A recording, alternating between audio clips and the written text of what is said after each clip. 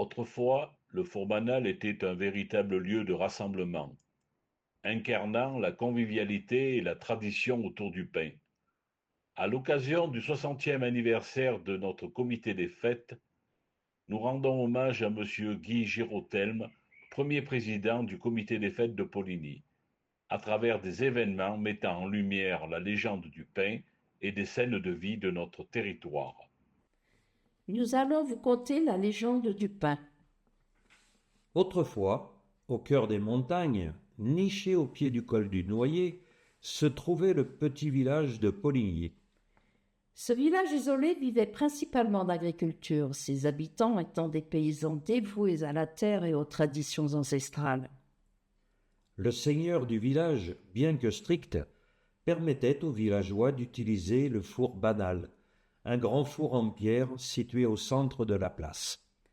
Ce four était bien plus qu'un simple outil pour cuire le pain. Il incarnait l'âme du village où se croisaient travail acharné et solidarité. La légende de Poligny disait qu'autrefois, un humble boulanger avait découvert un secret de fabrication du pain unique en ce genre. Mélangeant blé, seigle et autres céréales cultivées dans les champs alentours, il parvenait à façonner des pains si délicieux qu'on disait qu'ils portaient la bénédiction des esprits de la montagne. Chaque semaine, les habitants apportaient au four leur bâton de pain, mais aussi des tourtes aux pommes de terre, un mets traditionnel qui réchauffait le cœur et le corps pendant les rudes hivers. Chaque famille devait contribuer à la corvée du bois, car, sans ce précieux combustible, le four ne pouvait fonctionner. Cette tâche pénible consistait à se rendre dans la forêt pour couper le bois nécessaire, souvent au prix de longues heures de travail dans le froid et sous les vents glacés.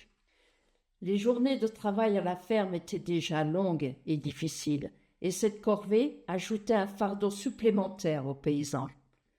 Pourtant, malgré la dureté de la vie, les habitants de Poligny conservaient un sens profond du travail bien fait.